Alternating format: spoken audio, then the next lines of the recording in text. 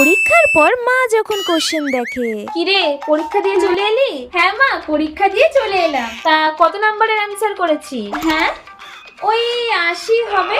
আচ্ছা, তার মধ্যে পাবি কত? 50। কি, 80 নাম্বারের অ্যান্সার করে মাত্র 50 নাম্বার? হ্যাঁ, কম হয়ে গেল। ঠিক আছে, তাহলে 60। পরীক্ষার নাম্বারটা কি তোর মাছের বাজার নাকি? কই দে দেখি তোর পরীক্ষার কোশ্চেনটা। এই যে মা, কোশ্চেনটা। ঠিক আছে মা, তাহলে এখন আমি আমার ঘরে যাই। আরে, তুই যাচ্ছিস কোথায়? দাঁড়া। হ্যাঁ, আরে তার আগে একটু দেখে নি যে তুই পরীক্ষায় কত নাম্বারের অ্যান্সার করে এসেছিস। হ্যাঁ, তুমি এখন কি করে দেখবে? আমরা তো ছোটবেলা পরীক্ষা দিয়ে এসে আগে দেখতাম যে কোন প্রশ্নগুলো ঠিক হয়েছে, তারপরে বুঝতাম যে কত নাম্বার পাবো। হ্যাঁ, তার মানে তুমি এখন আমাকে এই কোশ্চেনগুলো ধরবে নাকি? হ্যাঁ। হ্যাঁ, তাহলে তো আমি এখন একটা কোশ্চেনেরও অ্যান্সার দিতে পারবো না। পরীক্ষায় আমি কি লিখেছি আমি তো সেটাই জানি না। আমি তো সব শ্রেয়ারটাই দেখে লিখেছি। আচ্ছা, তাহলে তুই বল দেখি।